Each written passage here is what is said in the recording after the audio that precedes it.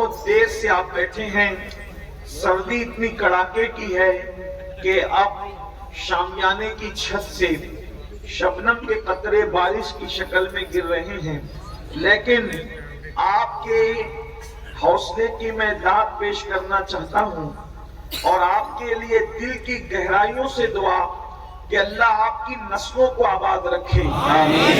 ایسی سردی میں بھی اپنی حاجتوں کو روک کر کے آپ لوگ ہم لوگوں کو برداشت کر رہے ہیں. یقیناً یہ میری سنی قوم کی، میری مسلم قوم کی علماء کے ساتھ عقیدتیں اور اپنے مذہب کے ساتھ وفاداری ہے. اللہ تبارک و تعالیٰ آپ کو آپ کی نسلوں کو دونوں جہان بھی اس کا بہتر صلہ عطا فرمائیں. لیکن کم سے کم میں آپ کا خیال کرتے ہوئے اپنی گفتگو کو بہت شارٹ میں کرنے کی کوشش کروں گا.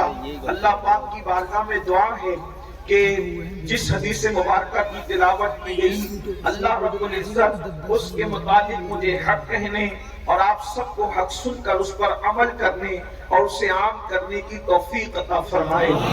خطبہ حجۃ الوداع اور دیگر بہت سارے مقامات پر اللہ کے رسول صلی اللہ علیہ وآلہ وسلم نے اپنے صحابہ سے فرمایا کہ میں تمہارے درمیان دو بھاری چیزیں چھوڑے جا رہا ہوں. ثقلین فرمایا، اور ثقلین تسنیہ ہے جبر ثقیل کا، یعنی کہ وہ اس چیز کو ثقیل کہتے ہیں جیسے کہ ایک مقام پر بخاری کی آخری حدیث میں بھی جو ہے وہ ثقیل کا ذکر کیا گیا ہے. اللہ رب العزت کے حبیب صلی اللہ علیہ وآلہ وسلم نے فرمایا ثقیلتان فی المیزان، کہ میزان پر یہ دو کلمے بہت بھاری ہیں، یعنی کہ جو بہت بھاری ہو، جو بہت قیمتی ہو، جو بہت وزنی ہو، اس کو ثقیل کہتے ہیں. مثال کے طور پر زمین کے متعلق بھی ایک ضابطہ پڑھایا جاتا ہے، کشش ثقل، حالانکہ اس کی حقیقت جو بھی ہو اس پر جس کا اختلاف اتحاد ہو، وہ کوئی میں جو ہے اختلاف اور بحث و مباحثہ یا مجادلے مناظرے کا کوئی بھی معاملہ شروع کرنے کے لیے نہیں آیا، صرف اپنی بات کو تقویت دینے کے لیے.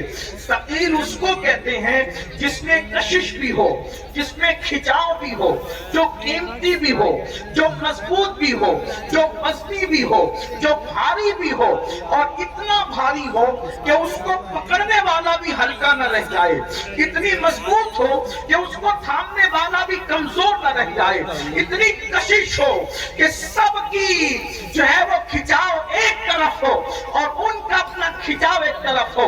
اگر یہ جملے آپ یاد رکھیں گے تو آپ کو آگے کی گفتگو سمجھ میں آئے گی. اللہ کے رسول صلی اللہ علیہ وآلہ وسلم فرماتے ہیں میں دو تم میں ثقیل چیزیں، بھاری چیزیں چھوڑے جا رہا ہوں، دونوں کا دامن تم پکڑے رکھنا.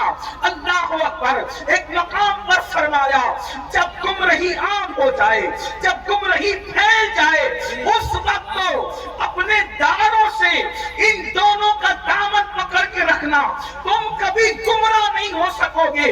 اللہ اکبر. گمراہی سے بچانے کے لیے دو چیزیں چھوڑی. فرمایا میں اپنے بعد تم میں دو چیزیں چھوڑے جا رہا ہوں، اور وہ دو چیزیں کیا ہے؟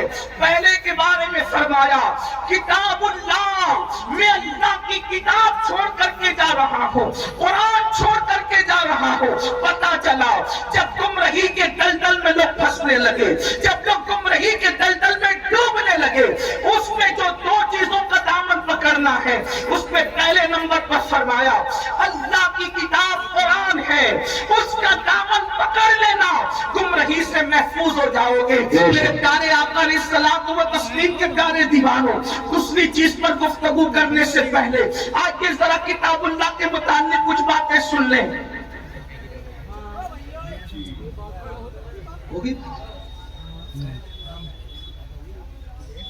ایک بار درشید پڑھیں. اللهم صل على سيدنا محمد دائما ابدا على حبیبک خیر الخلق کلہم. اصل میں جلسے والوں کو کچھ نہ کچھ اہم باتیں کرنی ہوتی ہیں، وہ ضرورت ہے، تو اس لیے اس پہ کوئی ناراض نہیں ہونا چاہیے. ان کو موقع دے دینا چاہیے کہ وہ بات اپنی کر لیں. اگر کچھ اور رہ گئی ہو تو وہ بھی فرما لیں تو تاکہ ضرورت پوری ہو جائے. اگر کر سکتے ہیں تو کر لیں، کوئی بات نہیں. ایک بار پھر درشی پڑھیں اللهم صل على دائما ابدا على حبیبک خیر الخلق کلہم صلاۃ و سلام علیک یا جد الحسن والحسین۔ اس میں تقریر یاد کر کے نہیں آتا ہوں کہ میں اس کو لفظ و لفظ سنا دوں، وہ جو دل پر واری رہتی ہے بات تو پھر وہ بات کی جاتی ہے، ذہن سے نکل جاتی ہے، اس کے لیے آپ معاف فرمائیں۔ ایک بار پھر درود شریف پڑھیں تو بات اللہم صل علی سیدنا مولانا محمد معدن الجود والکرم وآلہ وصحبہ وبارک وسلم صلاۃ و سلام علیک یا رسول اللہ صلی اللہ علیہ وسلم۔ افروز میں میں نے کبھی حقانی تقریر، روحانی تقریر، عرفانی تقریر کا کبھی مطالعہ نہیں کیا ابھی تک موقع نہیں ملا۔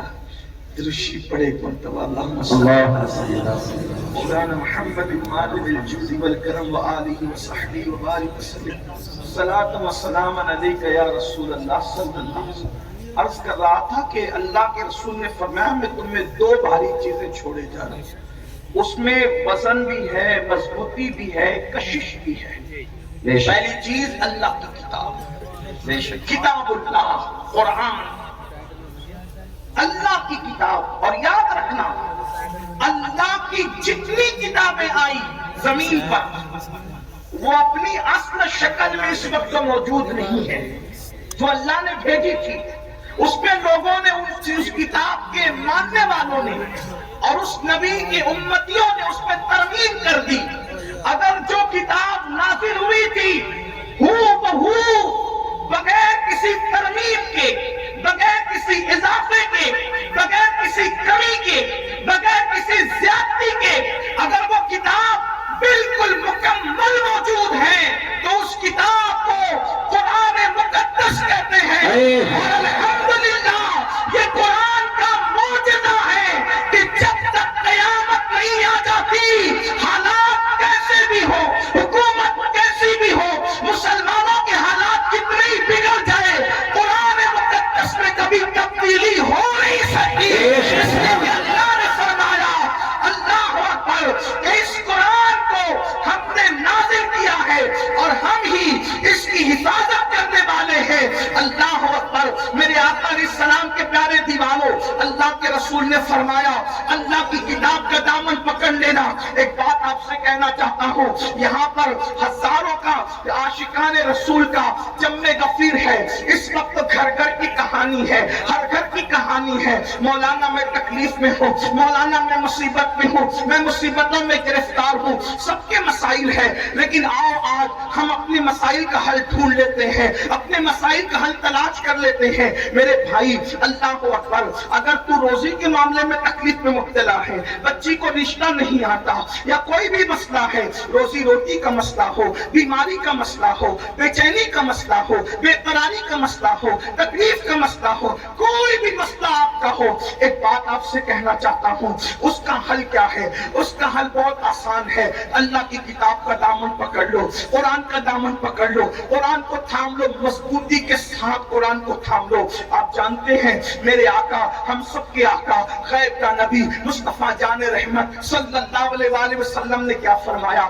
آقا فرماتے ہیں جب کسی کا انتقال ہو، جب کسی کا انتقال ہو اور وہ سکرات کی کیفیت میں ہو، جب وہ مرنے والا ہو، موت کے قریب ہو، اس وقت کیا کرو؟ اللہ اکبر، اس وقت اس کے پاس بیٹھ کر سورہ یاسین کی تلاوت کرو۔ توجہ کرنا، میں نے پہلے کہا میں کوئی لمبی گفتگو آج نہیں کروں گا، وقت بہت زیادہ ہوا اور جو ہے سردی کا موسم ہے، لیکن دو باتیں، دو عنوان ہیں، دونوں کے بارے میں ایک ایک بات پیش کر کے بات مکمل کروں گا۔ ہو سکا انشاءاللہ اس کے بعد پھر آنا ہوا تو آپ کے سامنے بات اور اللہ پاک کو کرنے کی توفیق دے تو بات ہوگی، لیکن آج دل کے کانوں سے اس کو سن لیں۔ مائیں اور بہنیں موجود ہیں، ان کی بھی توجہ چاہتا ہوں۔ اللہ اکبر، میرے آقا صلی اللہ علیہ وآلہ وسلم کے دیوانوں، آقا کیا فرما رہے ہیں؟ جب کوئی مرنے والا مر رہا ہو، جب کسی کی روح نکل رہی ہو، جب کسی پر سکرات کا وقت طاری ہو، جب کسی کا انتقال ہو رہا ہو، اس وقت کرنا کیا ہے؟ اس کے بعد بیٹھ کر قرآن کی تلاوت کرنا ہے۔ سورہ یاسین کا نام لے کر کے بات کی گئی، اور بھی سورتوں کا ذکر آیا، لیکن سورہ یاسین کا ذکر कसरत से है। सूरह यासीन की तिलावत करो, क्या होगा? मेरे आका फरमाते हैं सूरह यासीन की बरकत से उसकी मौत की तकलीफ आसान हो जाएगी, उसकी मौत की तकलीफ कम हो जाएगी। थोड़ा तवज्जो करना, उलमा से पूछो, उलमा का जम्मे गफीर मौजूद है, बड़े बड़े उलमा यहाँ पर मौजूद है, बड़े बड़े खुतबा यहाँ पर मौजूद है, बड़े बड़े दानिश्वर यहाँ पे मौजूद है। जिंदगी की तकलीफ की कोई हैसियत नहीं होती। उसकी वजह मैं आपको बताऊं, देखो जिंदगी में अगर कोई तकलीफ में मुब्तला हो तो कम से कम दोस्त कहेगा यार तू टेंशन मत ले, हम तेरी तकलीफ को शेयर कर लेंगे। जैसे मिसाल के तौर पर कारोबार में नुकसान हो गया, अगर तेरा दिवालिया हो गया, अगर तेरे पास जो है मामला खत्म हो गए पैसे के, एक काम कर, हम सब मिल करके तेरा साथ देते हैं, कुछ पैसे हम लगा देते हैं। दोस्त भी सपोर्ट करते हैं, भाई भी सपोर्ट करते हैं, अम्मी भी सपोर्ट करती है, बाबा भी सपोर्ट करते हैं। यानी दुनिया की कोई तकलीफ ऐसी नहीं जिसमें सपोर्टर न मिल जाए, जिसमें पार्टनर न मिल जाए, जिसमें मददगार न मिल जाए। अल्लाह को अकबर, अगर कोई तकलीफ आती है ना तो दोस्त कहते हैं यार तू परेशान न हो, जहां तेरा पसीना गिरेगा वहां अपना खून गिरा देंगे। माँ अपना पल्लू जो है अपने बेटे के पसीने से पोंछती भी नजर आती है, मेरे लाल पूरी जिंदगी की पूंजी तज दूंगी लेकिन तेरे पेशानी पर मायूसी की सिलवटें नहीं देख सकती। अल्लाह अकबर, दुनिया की मुसीबत वो है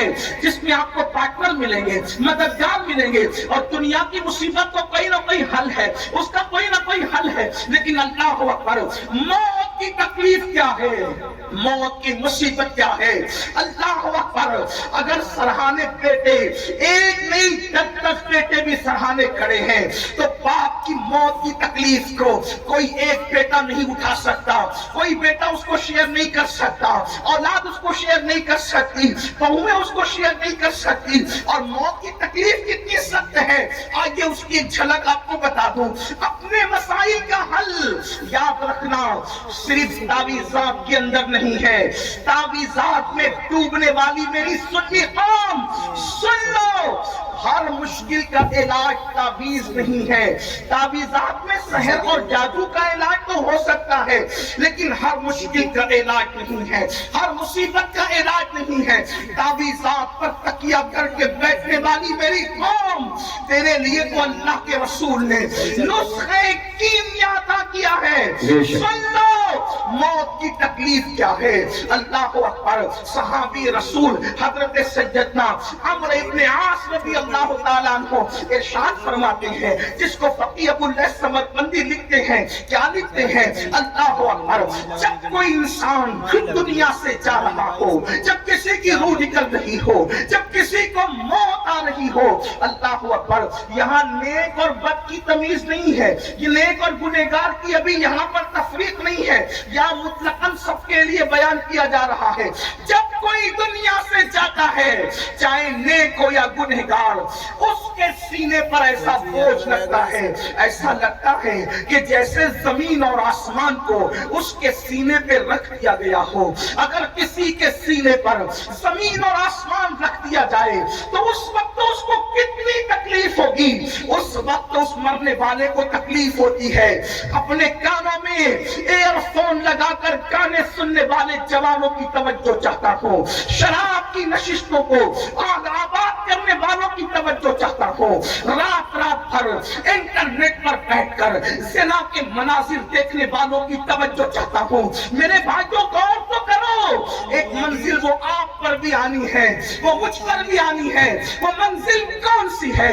वो मौत की मंजिल है, वो घाटी मौत की घाटी है, मरना सबको है। अल्लाह अल्लाह, सहाबी रसूल हज़रत अम्र इब्न आस रज़ी अल्लाह ताला कहते हैं, जमीन और आसमान अगर किसी के सीने पे समेट कर रख दिया जाए तो उस वक्त जो उसकी तकलीफ होगी वो तकलीफ मरने वाले को होती है।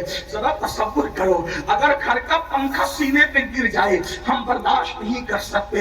अल्लाह अकबर, सीने पर पत्थर लग जाए हम बर्दाश्त नहीं कर सकते। ड्राइविंग करते वक्त अगर कार की स्टीयरिंग सीने पर आ जाए हम बर्दाश्त नहीं कर सकते। अल्लाह अकबर, वो कैफियत आप पर भी आने वाली है, वो कैफियत मुझ पर भी आने वाली है। अंधेरा घर, अकेली जान, दम घुटता, दिल उकताता, खुदा को याद कर प्यारे, वो साथ आने वाली है। अल्लाह اللہ اکبر سینے پہ زمین اور آسمان کو رکھ دیا جائے تو وہ تکلیف نہ ہوگی، مرتے وقت وہ تکلیف ہوگی۔ اس کے بعد حضرت سیدنا عمرو ابن عاص رضی اللہ تعالیٰ فرماتے ہیں اسی پہ بس نہیں، جب مرنے والا سانس لیتا ہے تو اس کو ایسا لگتا ہے کہ جیسے وہ ناک کے سوراخ سے سانس نہیں لے رہا ہے، وہ ناک کے سوراخ سے سانس نہیں لے رہا ہے، اس کو ایسا تنگ کر دیا جاتا ہے ناک کے سوراخ کو، اس کو یوں لگتا ہے جیسے وہ سوئی کے ناکے سے سانس لے رہا ہے۔ اتنا تنگ کر دیا جاتا ہے، اتنا تنگ کر دیا جاتا ہے کہ یوں لگتا ہے کہ جیسے وہ سوئی کے ناکے سے سانس لے رہا ہے۔ میرے پیارے آقا صلی اللہ علیہ وسلم کے پیارے دیوانوں، اسی پر بس نہیں، حضرت سیدنا عمرو ابن عاص فرماتے ہیں اللہ اکبر اگر کسی کے پیٹ میں ببول کا درخت اگا دیا جائے اور پھر اس کی ڈنٹل اس کے نیچے کے مقام سے کوئی کھینچے اس طرح سے کہ اس کی رگ رگ میں ببول کا کانٹا چھپا ہوا ہو اور کھینچنے والا زور سے کھینچے تو اس وقت اس کے پیٹ کی کیفیت کیا